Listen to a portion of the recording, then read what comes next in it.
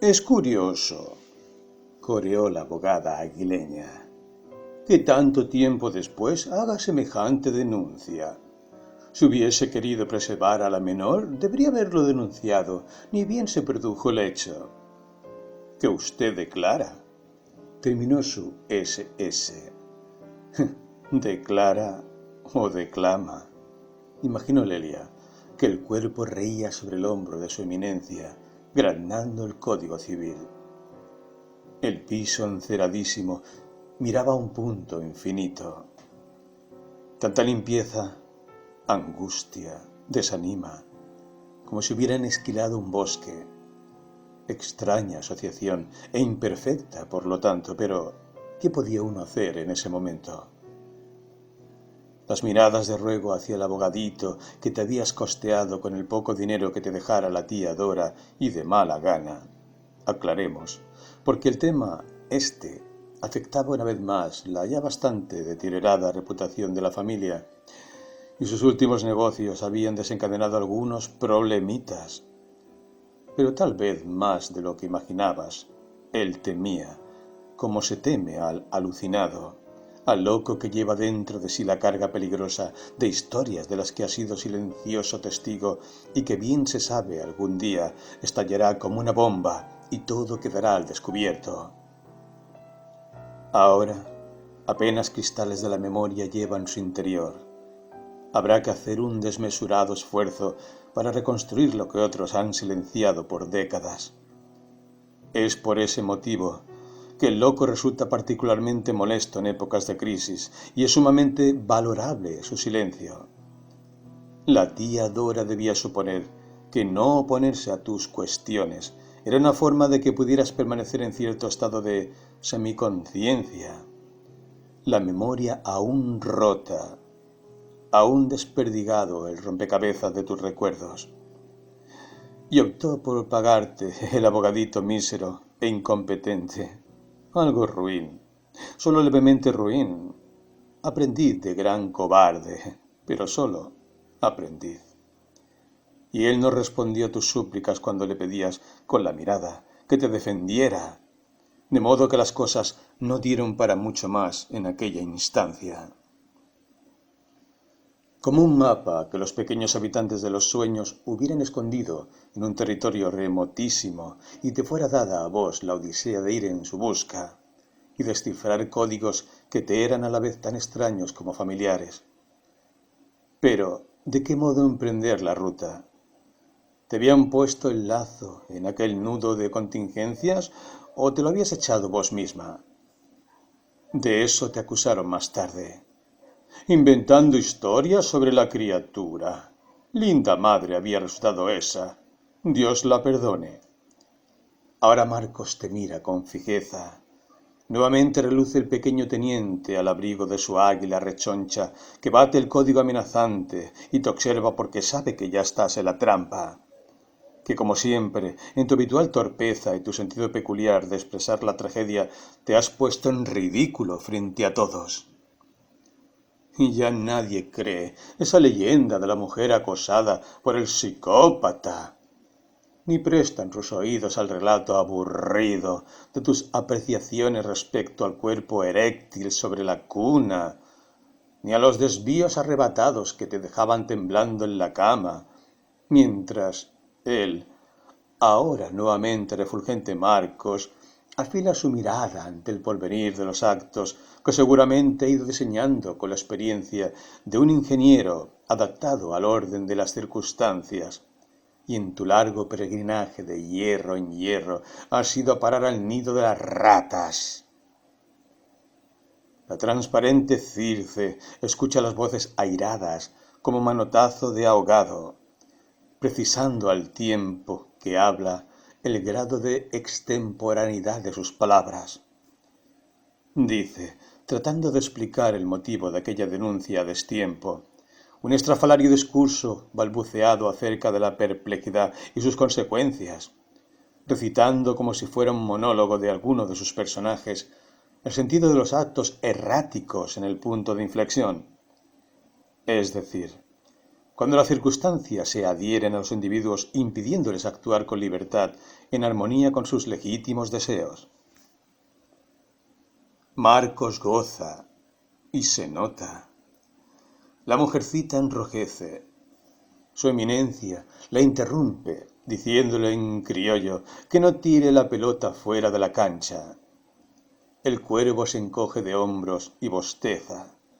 Tantas veces había presenciado la misma aburrida ceremonia. El alucinado que irrumpe con discursos errantes ha enunciado mundos venideros, escupiendo en la capucha del verdugo una hondonada de inútiles barrabasadas éticas. Los cuadros se suceden como vagas acuarelas en la sala de audiencias. Bajo el cielo amenazante, Jesús perdona a la multitud lujuriosa de su sangre, comprendiendo su destino ceñido al imperio de los ignorantes, porque no saben lo que hacen, agrega. Nada más brutal que semejante afirmación. En esa misma ignorancia se cierra el fallo inapelable que lo arroja al desamparo final. La opacidad del cielo se asemeja a la de los espíritus embrutecidos en la dormidera del presente. En ellos comprueba su real orfandad. Aquellos que su Padre, ausente ahora, ha hecho a su imagen y semejanza, clavan sobre su carne toda forma de escarnio en una infinita carcajada que rebota contra la esfera de un cielo electrizado y mudo. He ahí el verdadero abandono. El azul arenoso de Judea y la soga que se hamaca en el árbol que ha elegido Judas. El paria de la historia, el que se inmola en su traición en nombre de todos los hipócritas. Bien lo sabe lo más profundo de su conciencia. Su culpa alivianará las mezquindades de aquellos que se recuestan sobre sus propias bajezas con el sueño tranquilo propio de los inmorales, el ronroneo eterno de los repetidores.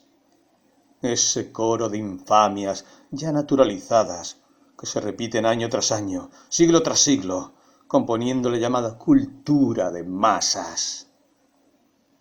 Listos a tragar el pan y a disfrutar de una butaca en el circo, escuchando el coro extravagante de esos cristianos fanáticos que se abrazan en la arena mientras Nerón baja su pulgar y los hambrientos inocentes leones se los devoran. Y algunos siglos más tarde, una adolescente ultimando su vida en la hoguera pide que le levanten una cruz para ver la imagen de su pasión como última efigie antes de que la muerte lo oscurezca todo. Y alguien, compadecido de su dolor, levanta 2 ramas encendidas, emblemática cruz de fuego elevada, para morir con Dios como última visión de su existencia. Aquella empecinada fidelidad de Juana a sus primeras visiones, cuando era sólo una pequeña campesina retozando despreocupada por los paisajes de su niñez. Y, por ventura de qué arrogante porvenir, debió ser depositaria del dolor de su época y enlazarse a ella de modo inevitable en un destino tan heroico como trágico. Su negativa absoluta a morar en el territorio de lo conveniente, provocando la ira de sus jueces al vestir de hombre ante el tribunal a riesgo de su condena definitiva. Porque era un dictado de Dios que así fuera. ¿Cómo habría de negar a último momento la esencia de su vida, sus visiones, aquellas que le hablaban del gigantesco papel que habría de jugar para su patria? ¿Y por qué motivo se mantendría sin abjurar de ninguna de aquellas? Eran preguntas que sólo cabrían en consonancia con las almas tibias. De la hoguera a la santidad. El cuervo se indigna, echando sobre la sala de audiencias un crepitar de alas que sólo Lelia oye. Siglos presenciando inútiles inmolaciones en nombre de qué tirano mayor, qué rey de reyes. Él, como nadie, lo sabe, y ese es el mayor de sus castigos, contemplar el inútil heroísmo de esa especie angélica con la que los verdaderos triunfadores, los soberbios y los estúpidos se ungen para celebrar un olvido mayor que cualquier otro. el de la negación de sus mensajes, sus pueriles mensajes de angelitos que aún no han aprendido que no hay motivo alguno para esperar nada de una especie en mutación involutiva. El pensamiento no contempla jerarquías. Se unen los cristales esparcidos en un resuello común. Algo los articula. Una ingenuidad apasionada, una deliberada, podría decirse, incapacidad para vivir según los códigos de los depredadores históricos. En todo caso, así suceden las imágenes en la cabeza de la mujercita, ahora trémula por la certeza de estar asistiendo a un proceso que no le pertenece, defendiendo que... Todo se confunde en esa hora. La rueda tramposa de los acontecimientos, los innumerables argumentos, sofismas y cuantiosa cantidad de papeles que van cambiando según lo dicte aquella partida, donde las estrategias solo son excusa para un consabido resultado. Pero... ¡ay! ¿De quién se pierde en el tablero? En aquella casilla donde siempre parecen estar a punto de hacerte jaque mate. Y vos preferís también tu torpe discurso final, siempre final, Lelia, porque bajo cada una de tus palabras yace el lago y aquellos brazos abiertos que te embriagan de ansias de ceder y sumergirte sin más. Y has dicho aquellas palabras sobre la perplejidad, con lo que sólo lograste dibujar con mayor exactitud tu imagen de mujercita desproporcionada, que dice grandes cosas usando palabras fuera de contexto. Un lenguaje que no está dentro de las cláusulas que estipula la planilla judicial.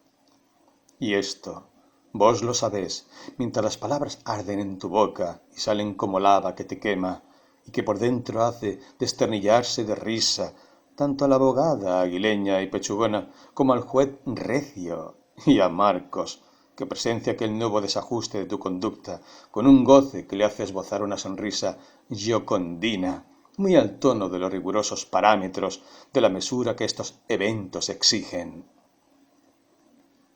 Y el pichón de gran cobarde niega con la cabeza haber oído alguna vez en boca del mismísimo Marcos que aquello de tener algunos jugueteos con la beba no era nada malo, si hasta se había buscado una terapeuta que confirmara con beneplácito que no hay nada de raro en eso.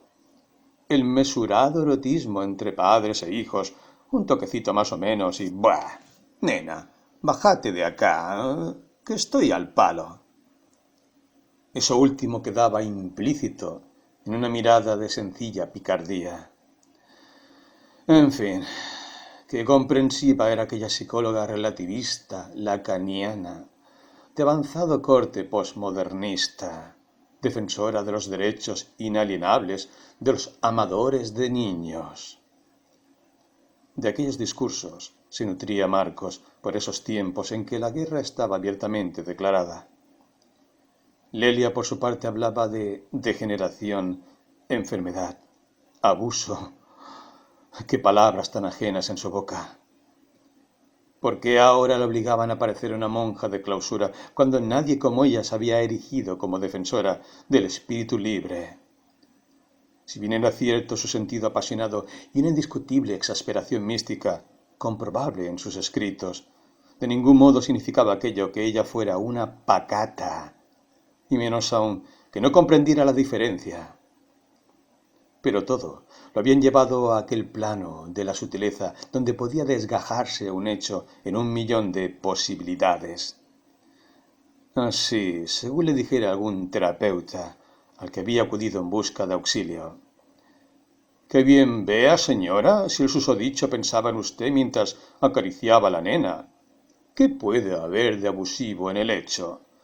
Por un lado solo acariciaba a su hija, y el estímulo, acaso usted puede constatarlo, podría venir más de su pensamiento que del roce con la menor en cuestión».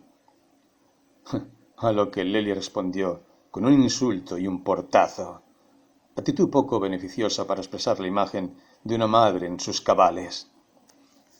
Ahora se había estancado en el sillón de cuero.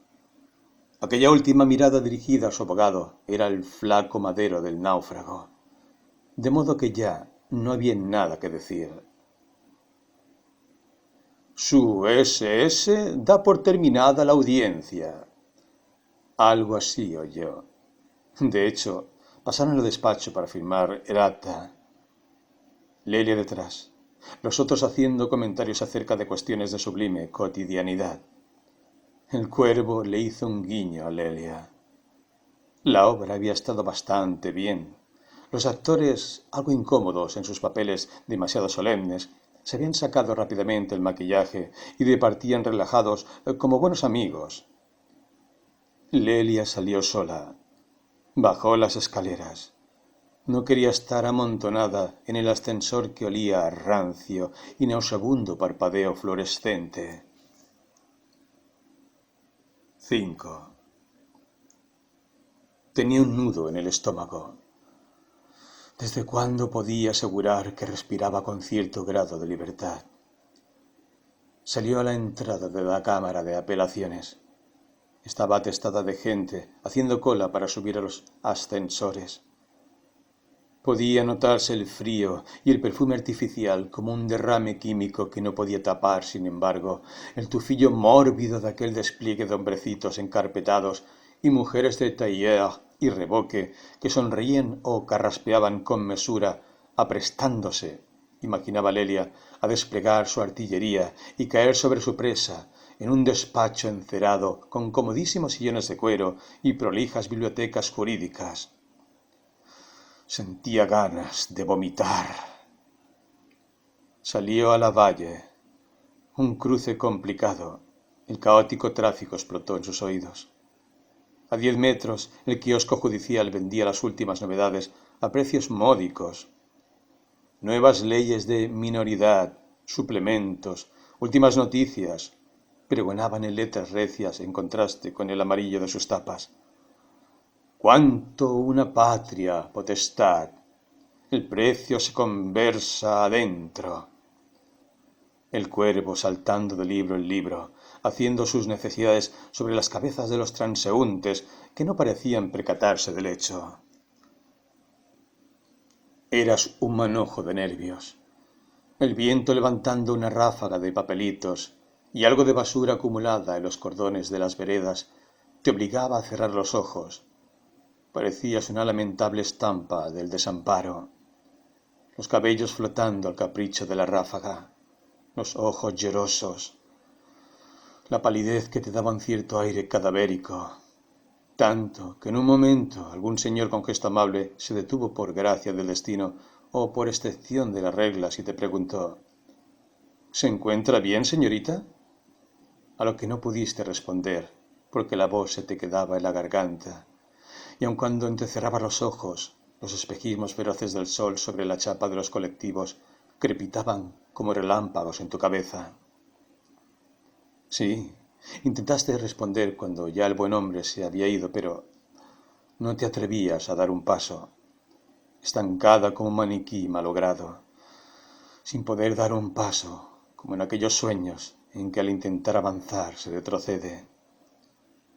La esquina del café Tribunales estaba muy nutrida, por cierto. Como un animal provisto de cuerpos uniformes, la multitud iba y venía. Me pregunto si era tu exasperación la que crispaba todas las cosas, al punto de que parecían confabuladas para hacerte enloquecer, o eran las mismas cosas, en su estado de plenitud extrema, las que en verdad te contaban con sus signos de evidencia, algo grosera, el estado de cosas que se avecinaba nuevamente. Recordabas aquel verso corto de cierto poeta que habías encontrado alguna vez en una librería de viejo. Vaya a saber por qué extraño parentesco te había tocado tan de cerca y habías comprado de saldo aquel pequeño libro del que ahora repetías para tus adentros aquel haiku, como si en él radicase una especie de parábola de tu destino próximo. Ella recuerda, algo ardía en la noche. Era su hoguera. Y allí, en el medio de aquel remolino que iba y venía, tus pensamientos se anidaban en aquel punto nítido, donde con dureza, aun con aires de fatalidad, algo te precisaba el justo lugar de tu angustia. Cuestión que, paradójicamente, alivia. como quien al fin recibe el resultado de un sospechoso diagnóstico terminal que ha esperado meses sin que nadie se atreviera a confesárselo. Herida de muerte o no, qué trágica te volvías entre aquel gentío que vestía su solemnidad con estridentes jerarquías. Entraste como pudiste al café Tribunales. Había milagrosamente un lugar vacío junto al ventanal.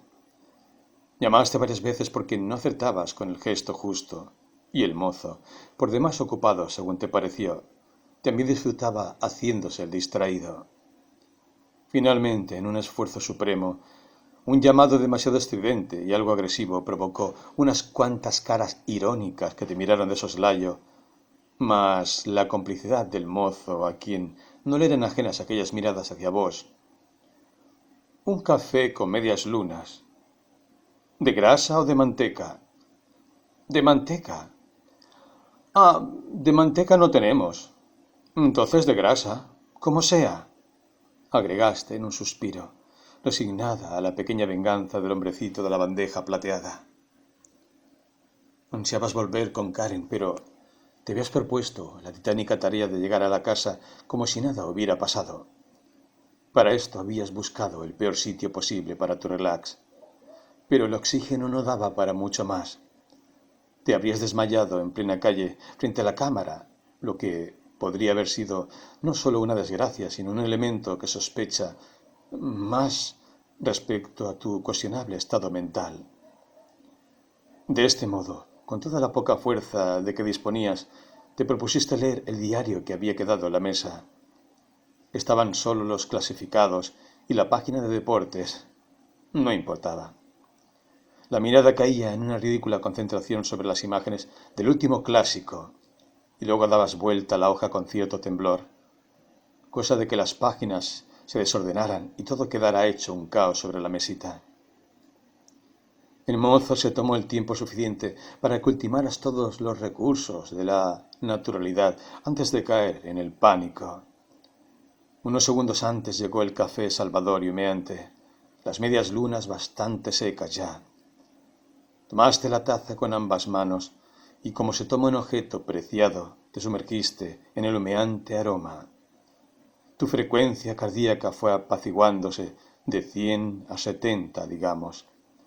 Trataste de recordar cosas bellas, de caer en aquel letargo de mediodía azul, azul que siempre trae una especie de bálsamo. Esa mirada que se remonta más allá del presente, hacia recuerdos que nos embriagan. ¿Y por qué no decirlo así, si embriagar era la palabra exacta?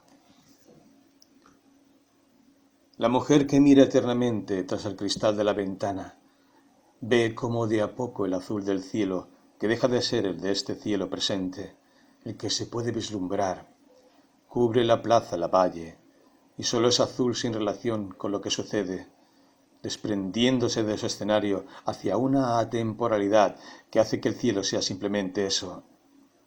Y vos, Lelia, encerrada en un acta de audiencias donde se ha dicho que deberás comparecer con la menor para la realización de los psicodiagnósticos pertinentes, y habías temblado ante la idea de sumergir a Karen en esas catacumbas de verdes pasillos con rejas y sin aire.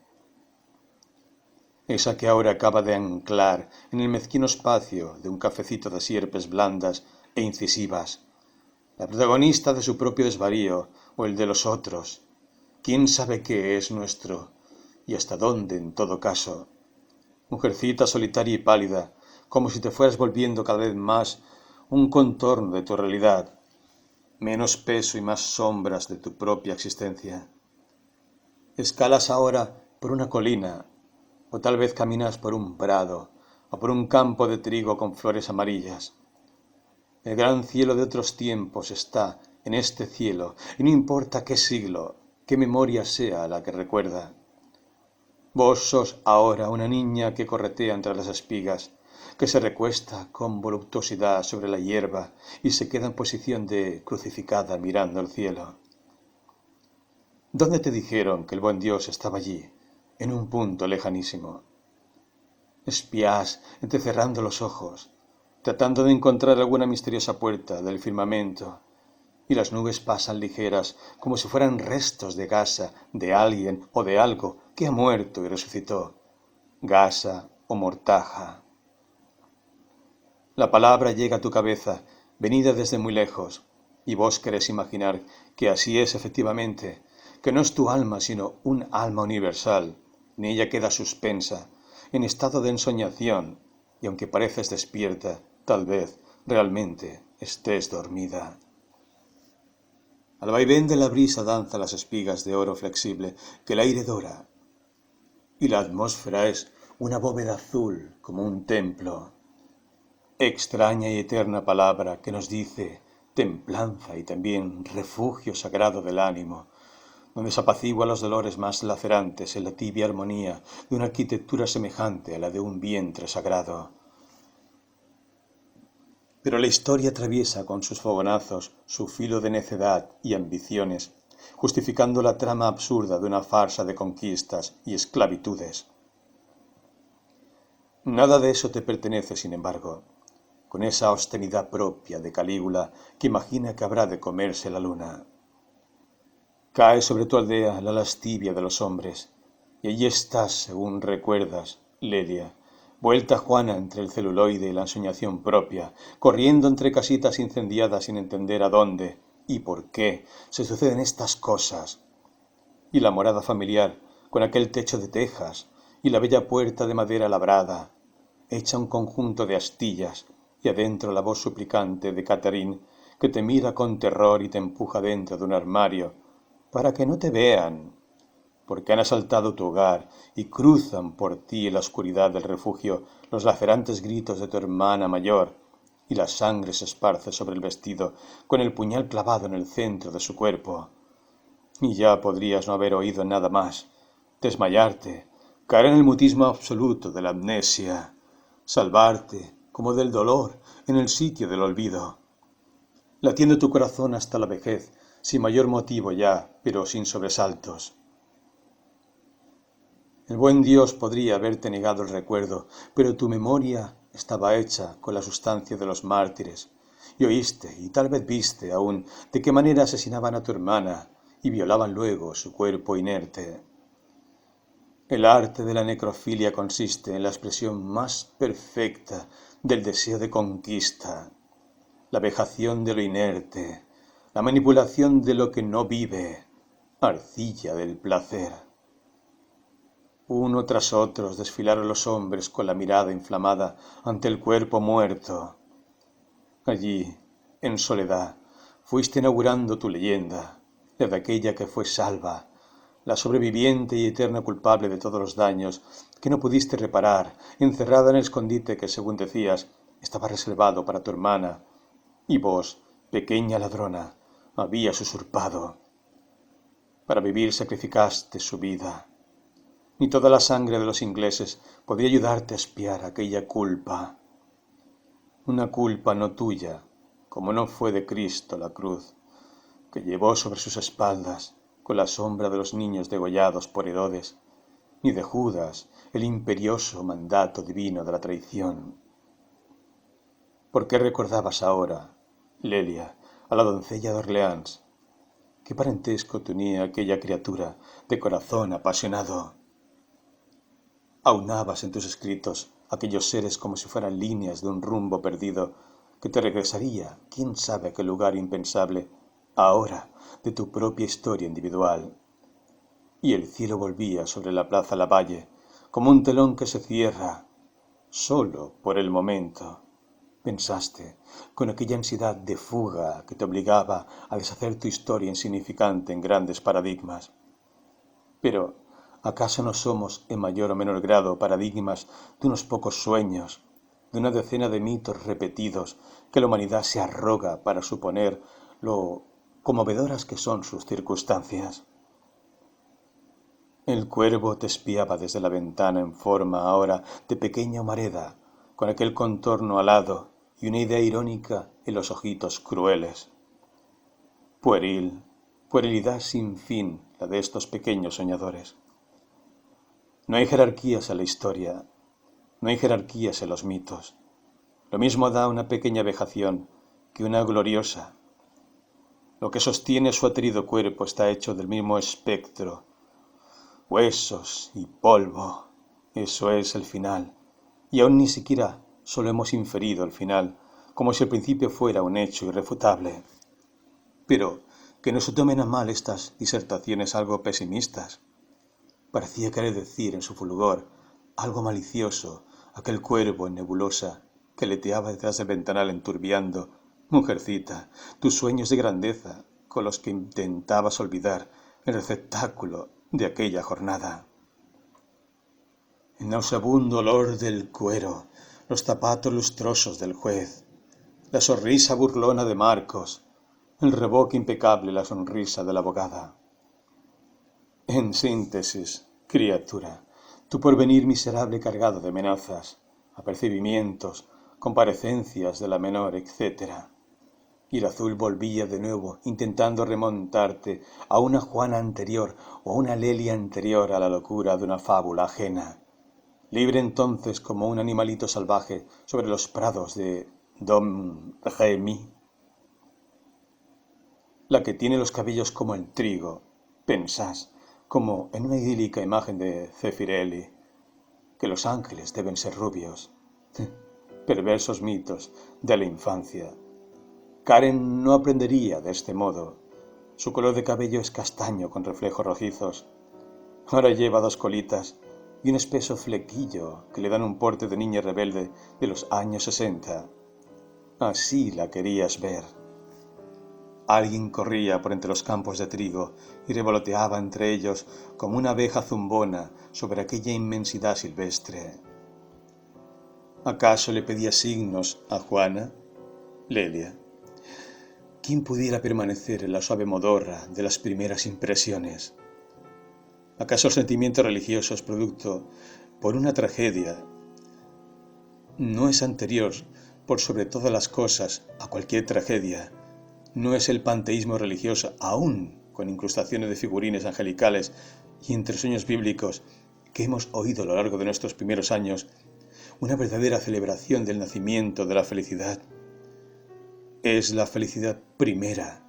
Recordarías tal vez a Ramona tirada sobre la mísera huerta, contemplando las nubes con su pequeña irupé, su solitaria confesora hecha de trapo, a la que la pequeña le relataba fantásticos sueños y le hablaba de su tata, que siempre la había amado. Y si Irupé lloraba, la consolaba, mostrándole la infinidad de formas que pueden adquirir las nubes, menos rígidas que la realidad, y los rebencazos y los miedos nocturnos donde se oían los verdaderos relatos del dolor. Y en el mismo sentido, vos, a orillas del Paraná, soñando tu presente, eludiendo los relámpagos poco promisorios del porvenir. Allí, ante Juana embebida de flores amarillas, acariciada por el trigo, imaginando ángeles que se posaban sobre su cabeza como parte natural de un orden que entre el cielo y la tierra, entre el sueño y la vigilia, no tiene límites. El cuervo escudriñaba los mínimos gestos de Lelia detrás de la ventana, como ya dije, hecho vaga humareda. Y después, porque ella debió ver a la decapitada Santa Catalina, doncella y virgen. ¿Qué legado le traía sino el de un sacrificio inexpugnable?